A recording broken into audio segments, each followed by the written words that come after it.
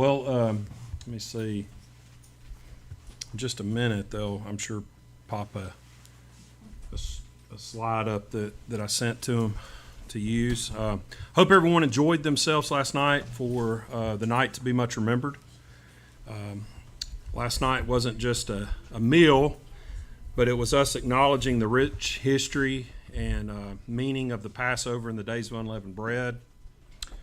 You know, these days are important not because we decided they should be. You know, this is not just something we made up, but because God chose them and set them apart for us to remember them and learn from them. And so it's important for us to know that this is not just some, convention or idea that we came up with. This is God's plan. And if we understand correctly this year, and Neil's mentioned this too, that this year the Passover and the days of unleavened bread actually fall the way in which they would have when Christ was sacrificed. And also even the way in which they left Egypt, And so I thought it would be, a great thing for us to take a look at this slide that's up. And, I thought it might be a little bigger, but maybe that's fine. Probably should have made some copies and handed them out, but wanted to go through this slide here, and this slide begins with it's really a focus on what took place in Egypt. And if you're looking at it actually starts around the 11th day, which, as you know, the Passover lamb would have been set aside on the 10th day, So, I wanted to start off by turning over to Exodus chapter 12. I was just going to go through some of the key points of these days that we're going through right now. And in Exodus chapter 12, we're just going to read a few scriptures. Exodus chapter 12, beginning in verse 1. And it says, "And the Lord spoke to Moses and Aaron in the land of Egypt, saying, This month shall be to you the beginning of the months, and it shall be the first month of the year to you." And that's something. This is the beginning of God's calendar. It's not the beginning of the calendar that man uses, because that was back in January. But this is the beginning of God's calendar. And this is the first month. "Speak to all the congregation of Israel, saying, In the 10th day of the month they shall take to them each a man a lamb for his father's house, a lamb for a house. And if the household is too little for the lamb, let him and his neighbor next to his house take according to the number of the souls, each one according to the eating of the mouth, and you shall count concerning the lamb." So as to make sure, they had enough food for the people that were going to be joining them, but also not to have too much food of this particular lamb. "And your lamb shall be without blemish, a male of the first year, and you shall take it from the sheep or from the goats. And you shall keep it up until the beginning of the 14th day of the same month, and the whole assembly of the congregation of Israel shall kill it in between the two evenings." Now, when does the day begin? This is one of the things that I learned as a child. I was like, I thought if we go to church on Saturday, what's the deal with Friday night, right? Well, as we know, night comes before day. And at sunset, we have the beginning of a new day. And so what we see here is the congregation of Israel were to kill it at the beginning of the 14th day. When's the beginning of the 14th day? At the beginning of the 14th day. And I did this actually with McKinnon the other night when we came into Passover, talking about between the two evenings. And I said, look around, the sun set. The sun has set, the sun's gone, but yet it's still light outside. And I said, this is what I've been taught is between the two evenings. And so we've began a new day, but it's still light outside. And we haven't seen the stars yet. Now they come very shortly, and so what we pick up here in verse 7, it says, "And they shall take the blood and strike it upon the two posts and upon the upper doorpost in the house in which they shall eat it. And they shall eat the flesh in the night, roasted with fire and unleavened bread, and they shall eat it with bitter herbs.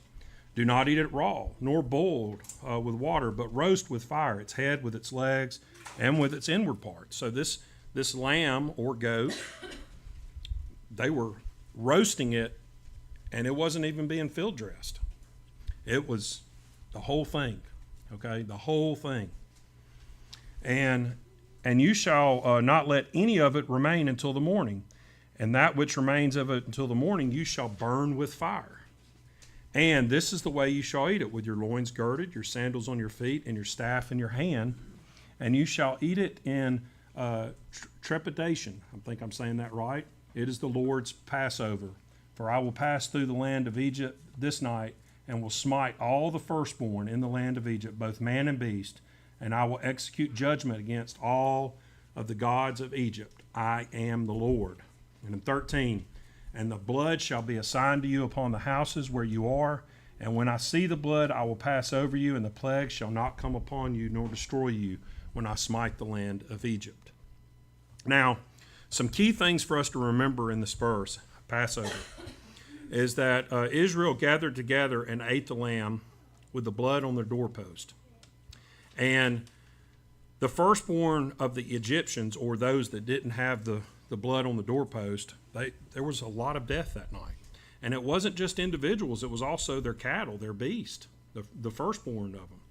And so, you can imagine the amount of death that was taking place in this country. And it was terrible. And but yet it was a lesson that was being dealt with them from God. It is also the same night that Christ introduced the symbols of the bread and the wine and the foot washing. Okay? But it's not the night to be much remembered. Those are two different nights. Or the night that Israel left Egypt. There are some that try to combine these days, but that would mean you're eating the lamb on the 15th, not the 14th. And you would have had to ignore verse 22. Let's drop down to verse 22. And in verse 22 it says, and you shall take a bunch of hyssop and dip in the blood that is in the bowl, and strike it on the lintel of the two sides of your post, and the blood in the bowl. And none of you shall go out of the door of your house until when? Sunrise. So the night in which they ate the lamb, and the firstborn were being killed all around them, they were given a command of, don't leave your house until sunrise. And then they're also, in the verses that we read, they're told what? If there's any of this lamb left in the morning, you've got to burn it up. Okay? So, which also indicates to you that they were still going to be there in the morning. Right? They weren't leaving that night. Right? And so that's where some of this language change for us is, because there are some people that will call what we observed last night Passover. And last night was not Passover. Last night was the night to be much remembered. And that was the night in which Israel came out of Egypt. And so we can see here in the scripture that Israel was to eat it on the 14th. There was nothing of it to remain until the morning. They were not to leave their homes, right? And so there's a lot for us to learn there, okay? Now let's drop down in the same chapter to verse 35. And if we're looking over here, we're starting to progress into the chart. And I wish I would have made Xerox copies of this to pass out, but I did not. So I do apologize. But dropping down to verse 35, we read, and the children of Israel did according to the word of Moses. So now we're into the next day. We're into what you and I would say was going on yesterday during the day, And it says, and the children of Israel did according to the word of Moses, and they asked for articles of silver and articles of gold and clothing from the Egyptians. And the Lord gave the people favor in the sight of the Egyptians, and they granted their request, and they stripped the Egyptians. So you can imagine the Egyptians waking up all throughout the night, realizing maybe a son or a grandchild, or maybe their best particular cow or what have you is dead. And this has all occurred. This is not just by chance, because there's cries going all throughout the city. And so the next morning, the Egyptians are ready for these people to leave. And we haven't even discussed what had took place all before this, the plagues. And so you can imagine that they're at their wits' end. And it's now time for them to get Israel out. And what is Israel doing? They're saying, "No, we're fine." You know, and they're like, "But I tell you what, Miss Bogan, if you'd give me that nice gold necklace there, maybe I will move. Maybe I will leave." And so the Egyptians were like, "Take it. Take this, take that. I've got this over here, this," and they loaded them up. They loaded them up. And, you know, there was a lot of mourning and hatred, I'm sure, for the Israelites, because in their eyes, they were the cause for this death. But in all actuality, this was being taken out by God. This wasn't being done by Israel. And the Egyptians' loved ones were dead, and they were ready for Israel to leave no matter what the cost was. If they needed to give up their finest jewelry, that's what needed to be done. And so, let's go to Deuteronomy in chapter 16. And so this takes place during the day. Now, I want you to think about something. You know, we all got up this morning at some point. We started getting ready, right? And the more people you have in your house, the harder it is to get ready. And we're just coming to church, okay? We're just coming to church. This morning, McKinnon was like, I've just got to do my hair, okay? So, you know, there's all the things that take place for us to come here, okay? All of us. Mr. Bogan did not have to do his hair, okay? But you know, and the larger the family, it's you better start early or you're getting here late, right? And then, you know, then you got people that are lucky, like David Mason. David, he only has to worry about getting himself dressed, right? And so, you know, but my point is that it takes a lot to get ready just to come to church. And these people are about to pack up and leave their homes, or what has been their homes for 400-something years, their family or what have you. They got to pack up everything. This don't just happen in 5 minutes. You know, this doesn't. And, you know, they're not loading a car. They might be loading a donkey or a camel, right? Or a cart, right? And you can imagine this was a process. This is not something that took place on the night of Passover on the 14th, you know, because it would have taken these people hours, not to mention, and we talk about how big our families are. These were thousands upon thousands of people. This was a movement. It was a mass exodus. And so we see here in Deuteronomy chapter 16, and we're just reading in verse 1, it says, "Keep the month of Abib and observe the Passover to the Lord your God. For in the month of Abib, the Lord your God brought you forth out of Egypt by night." Okay? That verse doesn't say he brought you out of Egypt on Passover. It says in the month of Abib, he brought them out. And they went out by night. So the question is, which night? Which night? Was it the night they were eating the lamb and the blood was on the doorpost? Nope, it was not. Because the verse told them to stay in their house. Stay in their house. They would chance death. That post was what was protecting them, you know, and they had to make sure anything that was left in the morning was burnt, right? Morning's not night. And then throughout the day, which would have been yesterday, they were getting gold and silver and everything else thrown at them, in addition to whatever their personal belongings were they were going to take with them. So this was a mass thing. And so also Israel began leaving Egypt at night, and this is one of the events that we were celebrating last night. And it's a great night to be remembered. A night to be remembered.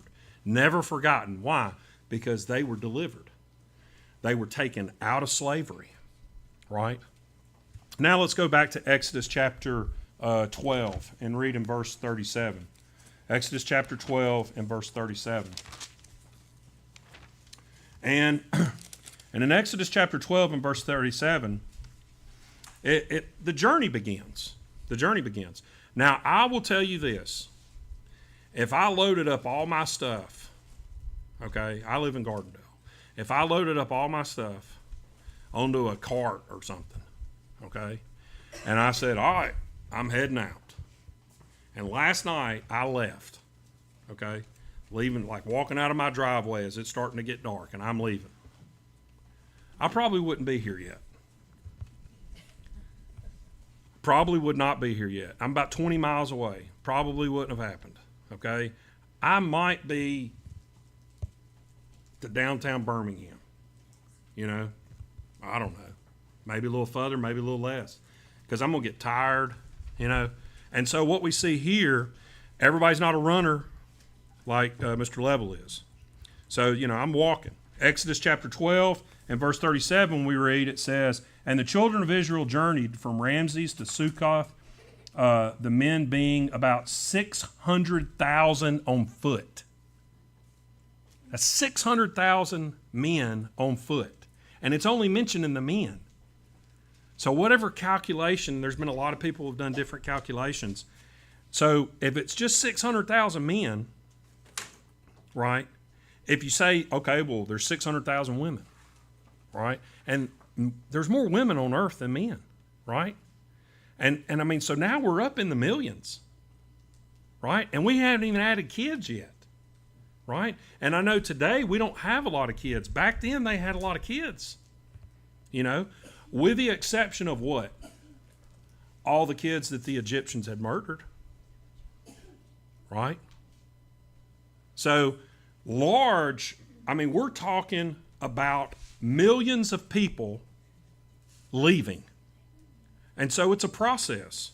It's a process. And, you know, it's hard to get up to get ready for church. Imagine if you're responsible for over 1 million people and moving them from point A to point B. Takes time, right? Takes time, and there's no cars. Now let's go to Exodus chapter 13. And so we're moving along over here. Exodus chapter 13, and let's read in verse 20.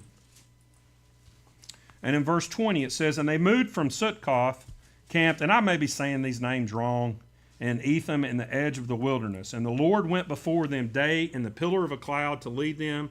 And you think about how wonderful that is. You know, during the day, he provided cover for them from the sunlight. You know, they didn't have sunglasses back then, right? And so he's providing cover for them. And at night, he led them by a pillar of fire, right? And what does this also tell you? This also tells you that it wasn't just an easy thing of, hey, we're walking during the day, but at night we're not walking no more. Evidently, they were moving. They were moving nonstop as far as we can tell. You know, I wouldn't say they never took any breaks, but this was a hard journey. It was a hard journey. And Israel was relying on God to lead them by day and night. And this is just another example to Israel that everything that's happening is not something of man. Their deliverance is not something just because Moses, right, or Aaron. No, these are things that God orchestrated, right? And we could go down through the plagues, and now we have a cloud that's leading them during the day and a pillar of fire at night. When's the last time you've seen a pillar of fire at night? I've never seen one, right? And these were the things they were witnessing that should have been encouraging them and letting them know that all these gods of the Egyptians that were statues and what have you, that the God that they're serving and following is real. Is real. And let's go over to Exodus chapter 14 and verse 2. And so we're gonna get to another place here. And it says, "And the Lord spoke to Moses, saying, Speak to the children of Israel that they turn the camp before," and I'm not even going to attempt to say this, but it's an interesting word, "between Mildhal and the sea, against Baal Zaphon, you shall camp before it by the sea." And what we see here is, "For Pharaoh will say, the children of Israel, they are trapped in the land. The wilderness has shut them in. And I will harden Pharaoh's heart, and he will follow them. And I will be glorified through Pharaoh and all of his army, so that the Egyptians may know that I am the Lord." And they did so. So in other words, you know, you can imagine getting in your car to go from point A to point B, and you go a different route. And somebody's looking at you going, why in the world are you going that route? And that's exactly what God did with Israel. He took them a route that would have not been, in that day and time, the route in which anyone would have said to go. And when Pharaoh's spies reported back to him that they had done this, Pharaoh's heart was hardened, and he saw yet another opportunity to be made a fool of, if you think about it. Because all of these things that Pharaoh had witnessed, the plagues, the dying of the firstborn, right? And I'm not certain if he saw the cloud leading them or the pillar of fire at night, but all of these things were indicators to him that, hey, these people are protected. And yet, he sees them make a wrong turn, so to speak, and what does he do? I'm going to kill them. I'm going to get them. And so, let's look at Exodus chapter 13 and drop down to verse 18. Exodus chapter 13 and verse 18, it says, but God led the people around by the way of the wilderness of the Red Sea, and the children of Israel went up armed out of the land of Egypt. Okay? So God led them right there to the Red Sea. And you could say, Pharaoh probably thought, I've got them cornered. I've got them cornered. And drop down to verse 20. And they moved from Succoth and camped in Etham at the edge of the wilderness. So here we have Israel heading to the Red Sea area, which Pharaoh looked like they just didn't have a plan, right? And you got to think about that, about all the things that he must have ignored. And that famous use of verbiage of hardening of Pharaoh's heart. And I don't know if that sticks in your mind, but that's the same word that was used with Judas. Remember? The hardening.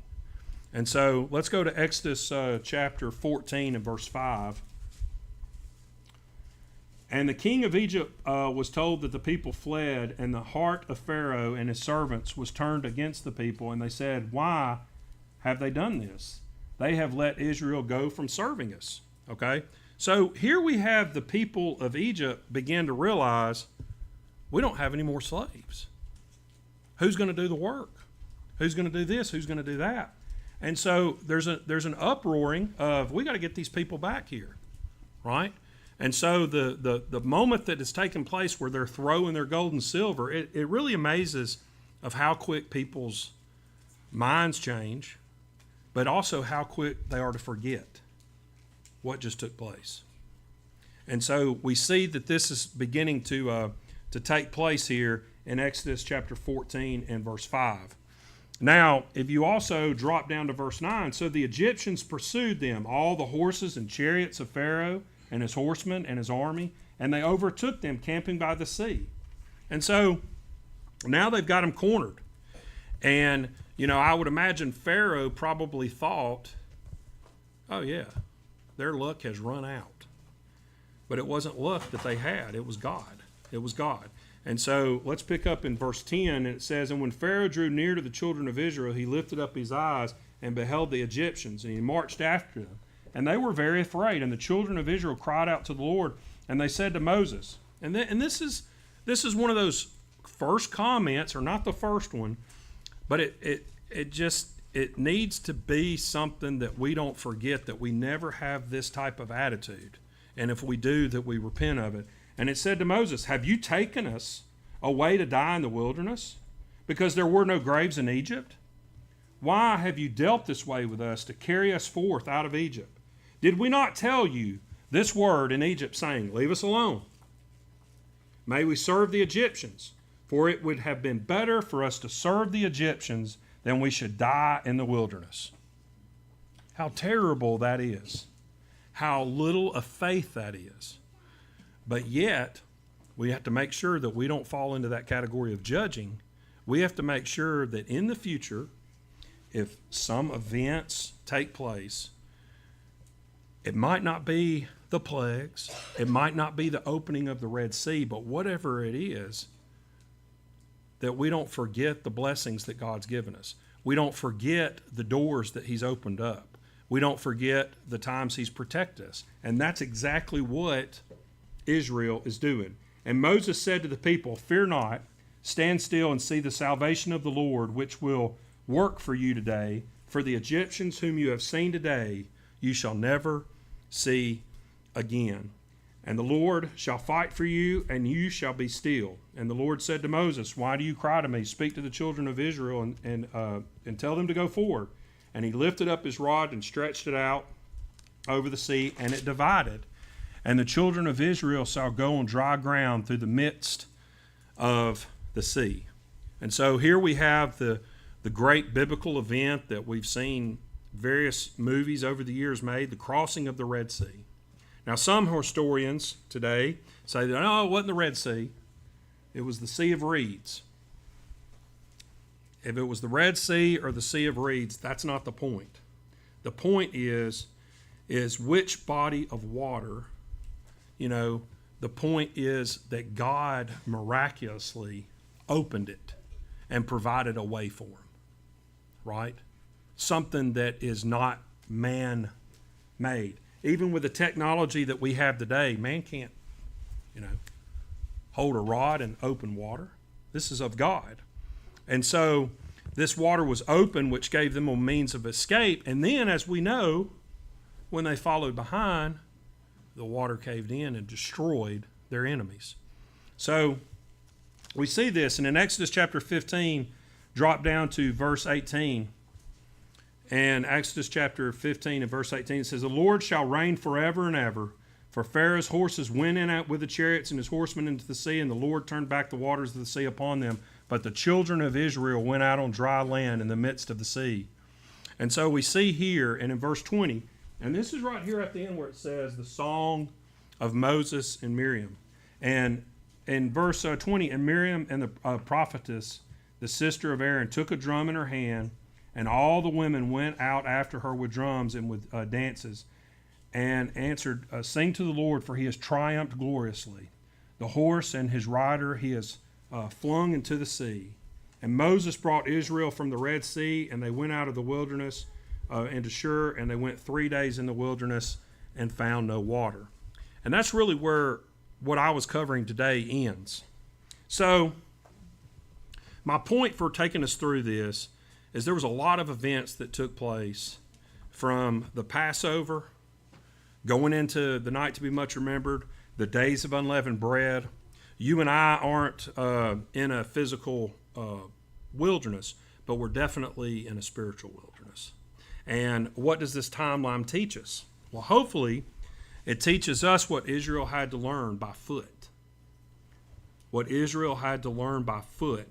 The process of Israel leaving Egypt wasn't accomplished on the night to be much remembered. That's when it began. That's when it began. And, this process of us putting sin out of our lives, which is depicted by leavened bread, and us taking unleavened bread and putting it in our life, it's a process. It's not just a one-day event. It's a 7-day event. And it's something that began with hopefully all of us examining ourselves before we observe the Passover. And then it's something that we kicked off last night by celebrating. But it's not something that just happens. It's a process. It's a journey. And that's something that hopefully this guide and us knowing the story can help us to understand. Now, you could also take and plug in here the events that took place in Christ time. On the Passover in which they were doing the lamb, Christ instituted our new symbols of the bread, the wine, the foot washing, right? Then we know the next day when the Egyptians would have been throwing their gold and silver at them, that would be when Christ is getting beaten in a kangaroo court or what have you. And then, of course, ultimately being put on the stake and crucified, taking his last breath at 3 o'clock, being put into the ground at sunset, being there for 3 days and 3 nights. And interesting, this is something that you never need to forget, and a lot of people overlook it, and I didn't put it in this verse for us to read. But there was something that had to take place before Israel could leave Egypt. You know what that was? Even though they were freed, one of the things they did, and I didn't write this Bible verse down, but I encourage you to look it up yourself, was they went and got the bones of Joseph. And so when they left Egypt that night, they left with the bones of Joseph, who had been buried and dead for a very long time. And, you know, that goes back to Joseph kind of instituting and getting Israel into Egypt. And of course, he had a much different lifestyle than they did, because when he was there, they weren't slaves.